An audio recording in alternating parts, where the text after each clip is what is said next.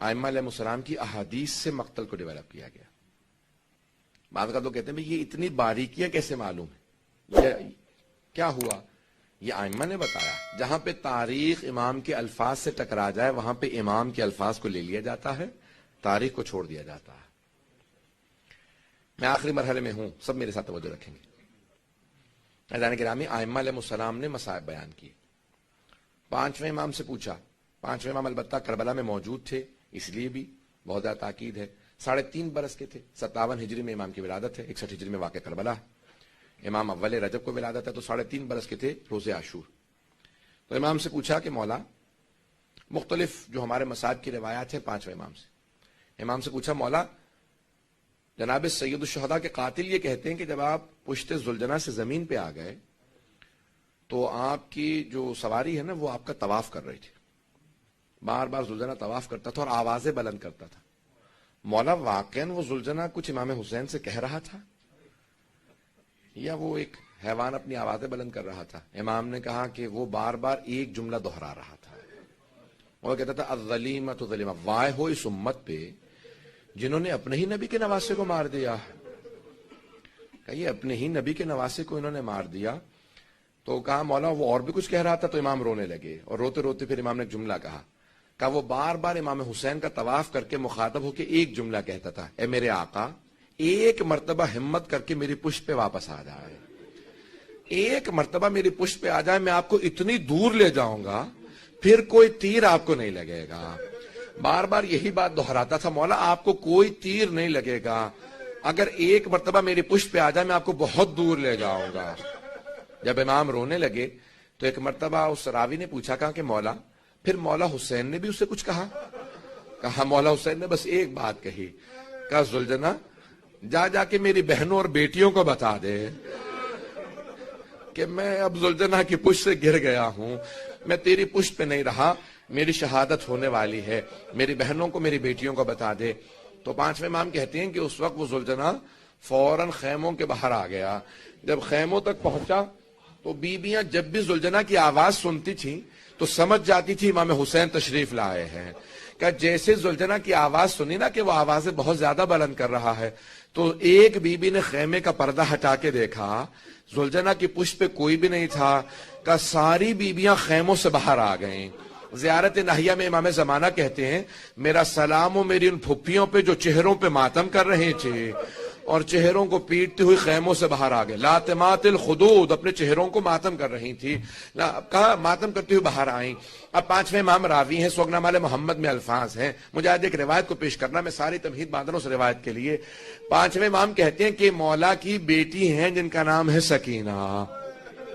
کہ ایک مرتبہ وہ آگے بڑھیں اور کٹی ہوئی باغوں میں ہاتھ ڈالا اور ایک مرتبہ ذوالجناح کی باغوں میں ہاتھ ڈال کے ایک جملہ کہا کہ یا جواد حل سقیا ابھی ام قتل عطشانا، اے ذوالجناح جب میرے بابا خیمے سے گئے تھے تو بہت پیاسے تھے، بس اتنا بتا دے میرے بابا نے پانی پی لیا تھا یا میرے بابا پیاسے ذبح ہو گئے. امام کہتے ہیں کہ مولا کی بیٹی کچھ دیر روتی رہی پھر خود ہی جواب دیا، کہا ذوالجناح تیری لٹکی ہوئی زین بتا رہی ہے، تیری کٹی ہوئی باغیں بتا رہی ہیں، میرے بابا تیری پشت سے اترے نہیں ہیں، میرے بابا گرے ہیں. کہ میرے بابا تیری پشت سے گر گئے ہیں. مولا فرماتے ہیں جب پوچھا نا کہ مولا پھر کیا کیا اس ذوالجناح نے، کہا اس نے اپنے آپ کو فرات میں گرا دیا. کا سارا لشکر اسے حاصل کرنا چاہتا تھا، اس نے کہا کہ نہیں اب میں جینا نہیں چاہتا، میرا سوار نہیں رہا. بھئی جانوروں پہ ایسا اثر تھا اور انسانوں پہ کوئی اثر نہیں ہو رہا تھا. ایک اور جملہ پیش کرنا چاہتا ہوں، جس روایت کو پیش کرنا چاہ رہا ہوں معالی السبتین سے شیخ محمد مہدی مازندرانی نے اپنی کتاب میں لکھا. میں نے پہلے بھی یہ روایت پیش کی ہے مصائب کی.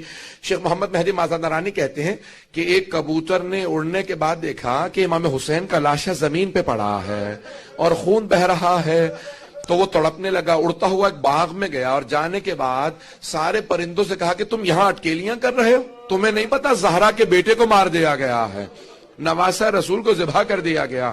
کہ سارے پرندے تڑپنے لگے. کہاں پہ مارا؟ کہا کہ کربلا کے میدان میں حسین کو ذبح کر دیا.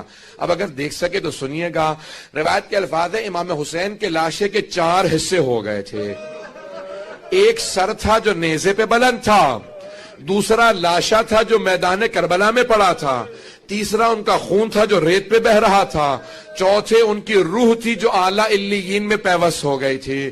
اب سنیں گے، ایک مرتبہ سارے پرندے میدان کربلا میں آئے، جب پہنچے تو وہاں پہ دیکھا امام حسین کا خون بہ رہا ہے، وہ سارے کبوتر خون میں لوٹنے لگے، وہ اپنے پروں سے خون اٹھانے لگے، کہا نواسہ رسول کا خون بہ نہ جائے۔ سارے پرندوں نے اپنے پروں سے خون کو اٹھایا، ایک کبوتر اڑتا ہوا مکے کی طرف چلا گیا، دوسرا مدینے کی جانب چلا گیا، ایک نجف چلا گیا۔